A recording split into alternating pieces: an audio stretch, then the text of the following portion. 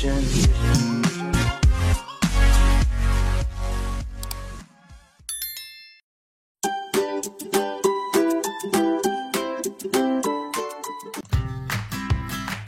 Assalamualaikum warahmatullahi wabarakatuh. Jumpa lagi dengan saya Qobla Harumika di YouTube Qobla Harumika.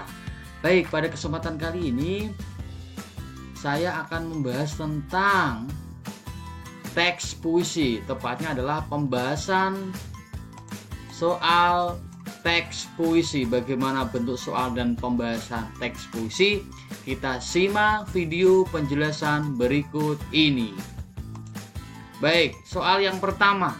Nah ya, ingat sekali lagi yang kita cek adalah tentang pertanyaannya ya. Berikut adalah contoh paragraf teks puisi. Jelas ya, kita bisa scanning di sini antara A, B, C, dan D ya. Rata-rata puisi ditulis berbaris ke bawah ya. Besar kemungkinan pasti D. Nah ya. Karena di sini lihat, kau datang dengan segenggam pasir, jatuh bersama kerikil, angin bertiup kencang, dan seterusnya.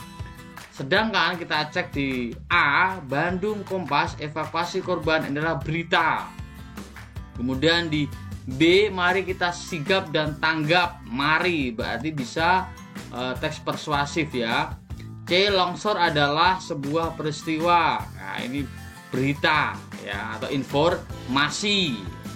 Jadi ingat, dari struktur fisik atau tipografi ya, ini dari tipografinya puisi ditulis bisa seperti ini, berbaris ke bawah dari tipografinya. Kemudian kosakata yang dipilih menggunakan diksi-diksi yang bagus ya, dari rima ya, dari struktur fisik dan struktur batinnya. Jadi jawaban jelas adalah D. Dari struktur fiksi seperti ini sudah ketahuan kalau ini adalah puisi. Baik, soal berikutnya nomor 2.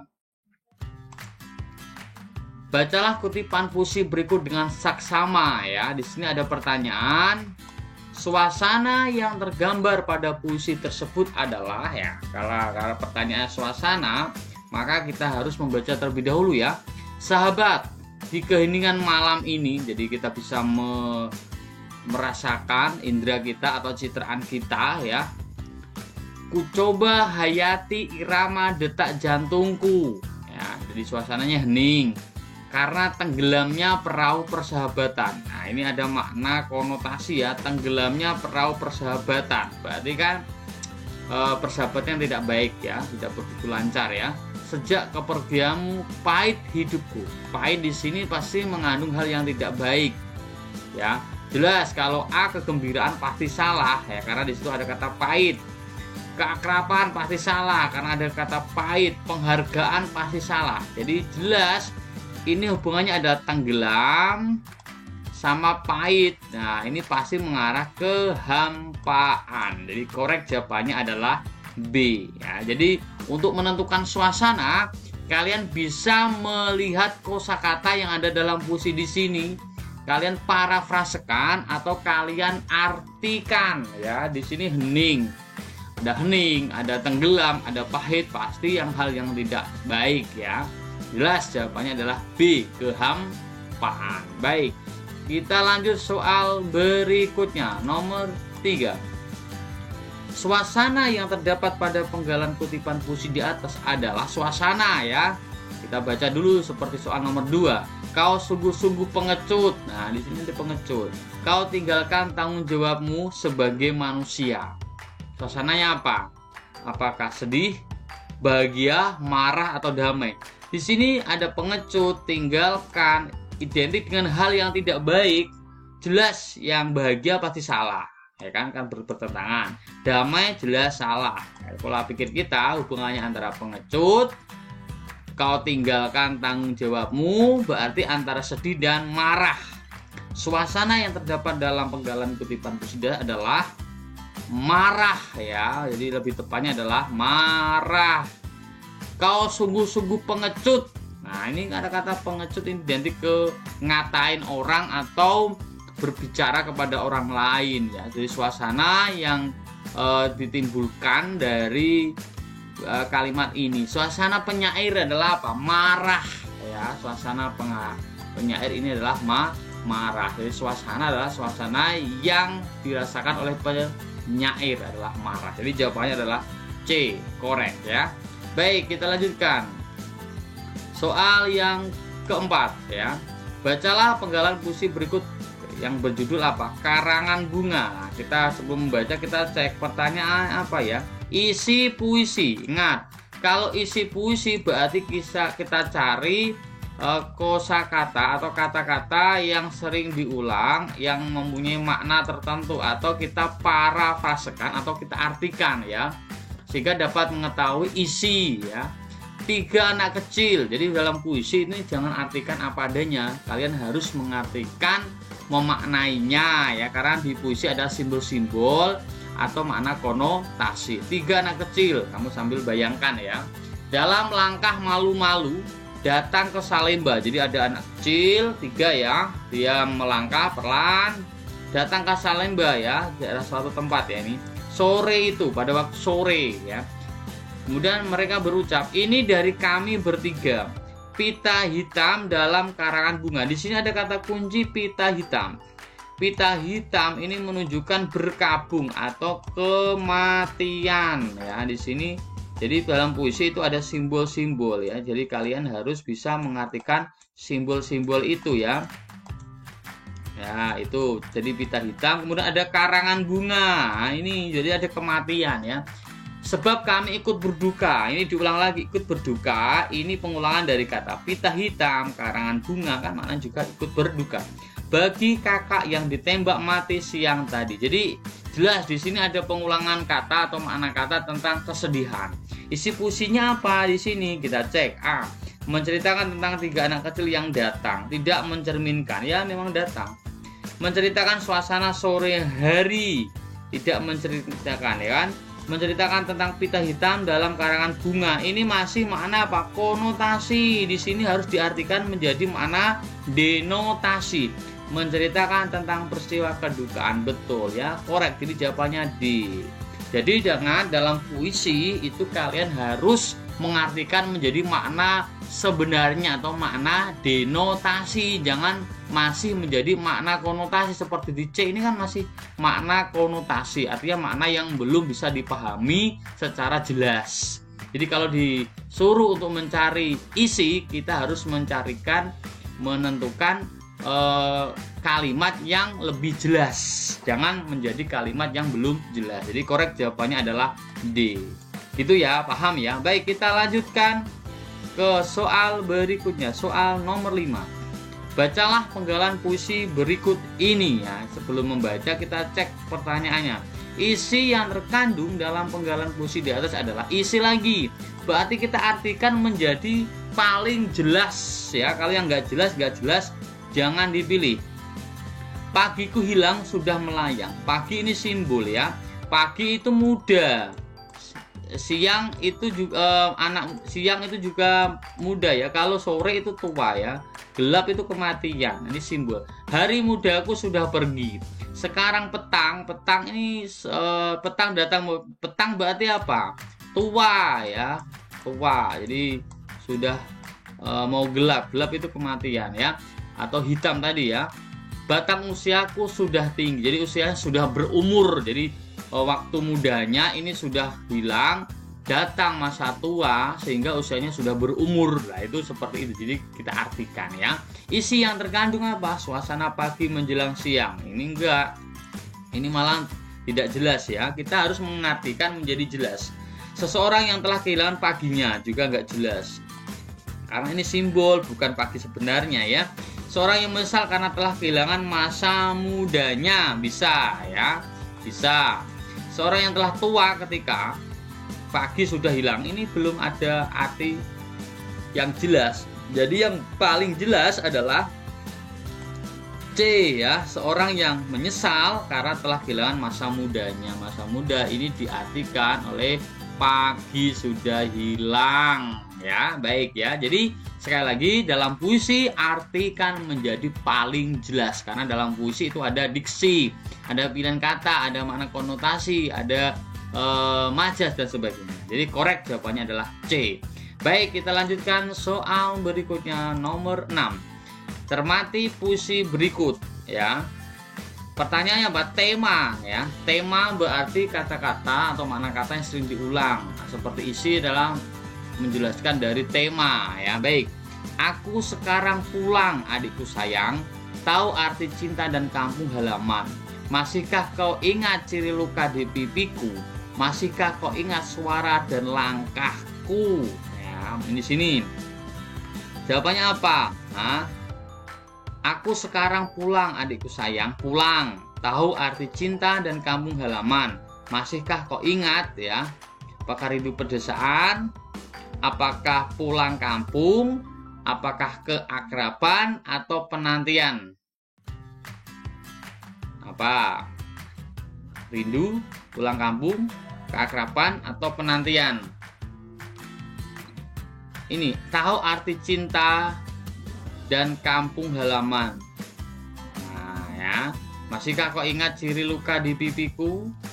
Masihkah kau ingat suara dan langkahku? Nah, ini bukan keakraban, bukan kampung, tapi apa? Penantian. Temanya apa? Penantian. Karena di sini bukan rindu pedesaan saja, tapi ada adikku sayang, masih cinta ya. Ada masihkah kau, masihkah kau. Ini kan penantian seseorang ya. Jadi jawabannya adalah D ya, korek. Baik, kita lanjut soal berikutnya, soal nomor 7. Tema yang tepat untuk puisi di atas adalah, nah kita baca ya. Di suatu perkampungan desa, di musim petik indah warnanya, menghias rumah halaman rakyat. Ramai-ramai perempuan desa dengan keranjang di atas kepala. Burung-burung yang berkicauan menemani mereka memetik bunga. Senyum beberapa wanita yang menjepit bunga di rambutnya. Di sini memetik bunga ya. Ini ada musim petik ya.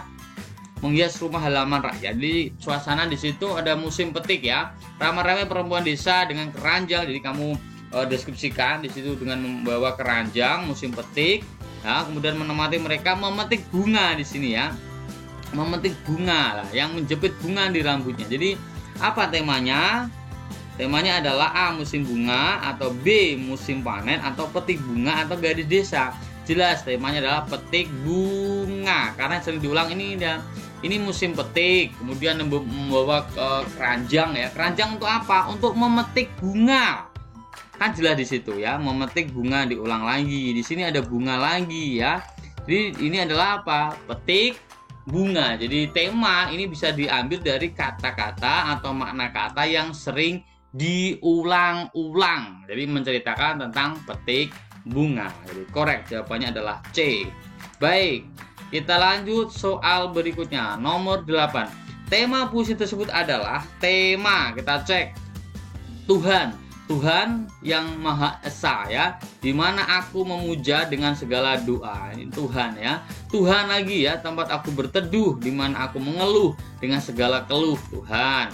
Aku jauh engkau karena ini E-nya kapital maka Tuhan ya. Aku dekat, engkau dekat. Hati adalah cermin, tempat pahala dan dosa berpadu. Temanya apa? Jelas, ini Tuhan-Tuhan, maka hubungannya dengan ketuhanan. Maka jawabannya adalah C. Jadi ingat, nanti kalau ada puisi tentang Tuhan-Tuhan, pasti temanya ada tentang ketuhanan. Jadi hubungannya dengan Tuhan. Korek ya. Baik, jawabannya adalah C. Berikutnya soal nomor 9. Baik. Nah, di sini ada puisi ya. Perbedaan pesan kedua puisi tersebut adalah ya, perbedaan ya. Jadi kalau ada perbedaan, kita harus membaca puisi tersebut. Nah, ini ya. Yang satu persahabatan, yang kedua ibu. Jadi apa yang harus kita laksanakan? Kita artikan puisi 1 dan puisi 2. Jadi kita baca dan artinya apa, baru kita bisa melihat jawabannya. Baik, kita baca bersama ya. Puisi 1, persahabatan. Persahabatan. Jadi masih persahabatan di sini. Indahnya persahabatan terasa di banyak kalangan, menimbulkan keindahan, memberikan kesejukan. Semua pasti pernah menjalin persahabatan. Indahnya tak akan terlupakan. Tapi pengkhianatan, di sini ada, nah ini pertentangan ya. Tapi pengkhianatan tak lagi terhindarkan. Meski pengkhianatan menghiasi suatu persahabatan, tapi tak akan mungkin persahabatan kandas di tengah jalan, karena persahabatan tak akan putus oleh zaman. Jadi ada pengkhianatan, tetap persahabatannya terjaga. Nah ini persahabatan, ada pengkhianatan, tapi persahabatan tak akan putus oleh zaman. Itu intinya di persahabatan ya. Kemudian yang puisi 2, ibu kasihmu tiada tara. Jadi kasih seorang ibu, meski bumi terbelah dua, tiada tandingnya, aku tak bisa membalasnya. Jadi kasih ibu yang tidak terbalas, meski nyawa taruhannya, aku hanya bisa berdoa untuknya. Jadi kasih ibu yang tiada tara tidak bisa menandingi apapun, tidak bisa dibalas dengan apapun. Itu di puisi kedua. Kita cek. A. Puisi 1, kesabaran kita dalam menghadapi cobaan. Apakah ada di situ? Tidak ada kesabaran. Hayatilah betapa besar kasih sayang seorang ibu kepada kita. Ini salah ya. Kemudian yang B, persahabatan yang telah terjalin akrab biasanya kandas. Tidak ada hal yang kandas di sini ya. Jadi B salah, karena di sini ada pengkhianatan tapi tidak kandas, tetap terjaga ya, beda ya. C, persahabatan tidak mengenal batas usia. Tidak ada mengenal batas usia di sini, maka salah. D, meskipun terdapat pengkhianatan namun persahabatan tak akan hilang. Betul.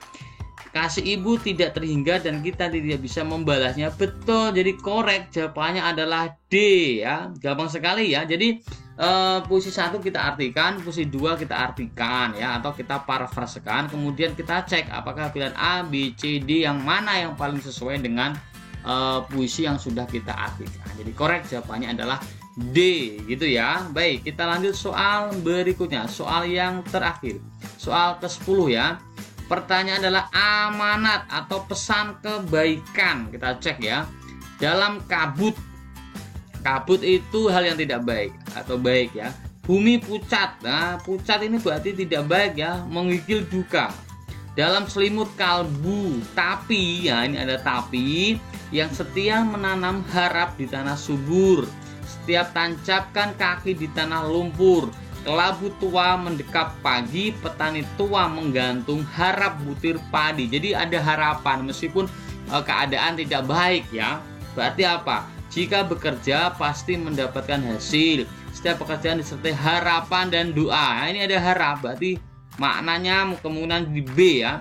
Tak perlu khawatir walaupun ada kabut. Nah, ini apa? Ini ada kabut, ini di sini ada simbol, bukan diartikan apa adanya. Maka C salah. Bekerja belum tentu berhasil, salah. Yang paling benar adalah B ya. Setiap pekerjaan, ya ini pekerjaan apa? Ada tentang ini ya, padi, menanam padi ya, disertai harapan dan doa. Harap butir padi. Jadi yang paling tepat amanat adalah B. Setiap pekerjaan disertai harapan dan doa. Jadi korek, jawabannya adalah B. Baik, untuk puisi ya, dalam soal nomor 1 sampai 10, ingat kalian harus mengartikan atau memparafrasekan puisi. Dalam puisi itu ada simbol ya, ada tanda atau ada makna konotasi. Jadi jangan artikan apa adanya. Jadi cari pilihan yang menjadi jelas, jangan tetap menjadi bingung. Nah, seperti kabut ini harus diartikan, jangan apa adanya. Korek gitu ya. Mudah-mudahan dapat dimengerti. Kita lanjutkan di part kedua selanjutnya. Dan assalamualaikum warahmatullahi wabarakatuh.